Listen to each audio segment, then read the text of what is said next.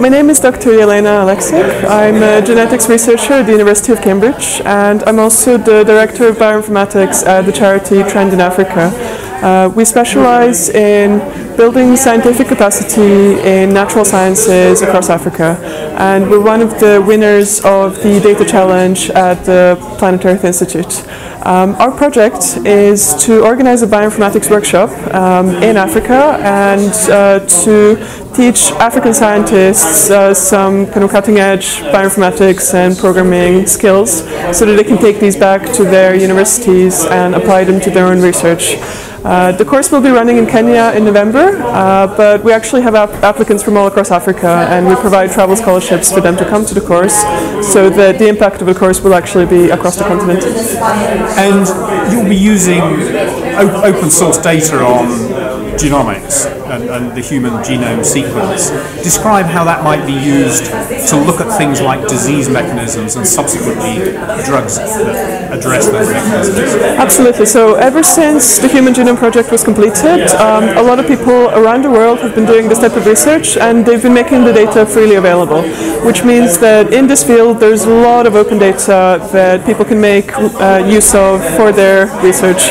In terms of how it applies to healthcare, so there's a number of stages. So to begin with, in order to effectively treat diseases, we need to understand what the disease mechanism is. So for example, sometimes we would find a mutation in a particular gene that causes a disease, but that's just the beginning. We need to find out, why does that mutation cause that disease? How can we affect that somehow? How can we kind of fix the pathway that's broken? So from there we can potentially discover and develop treatments. So we can look at the disease mechanisms and look at different drugs that would kind of target that, and we can also use bioinformatics to predict what drugs would. Describe to me what bioinformatics is, because it's a new subject, isn't it? Absolutely. So bioinformatics is the study of human genomic data to yield insights into biology and health.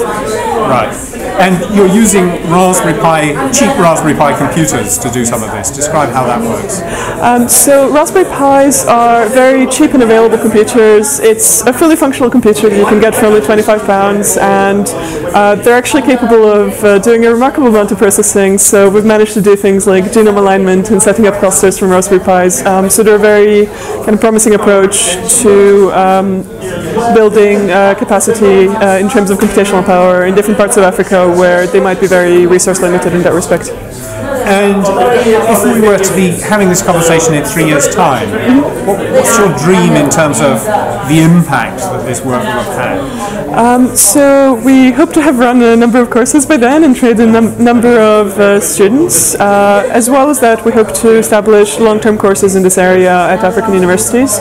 And one other thing we're working on is establishing a long-term facility in Tanzania that has kind of cutting-edge technology, including sort of 3D printers, computing power, and lab equipment. And there we're also hoping to set up a diagnostic lab as well as a research center.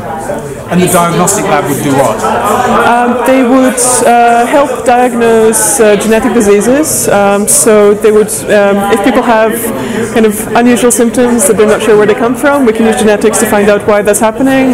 They can also help people predict the risk of disease. So for example, breast cancer is a famous example. You can test a particular gene, and the risk in the population is low, but the risk for people carrying a mutation in that gene is extremely high. So predictive testing can be very helpful for people to manage their healthcare.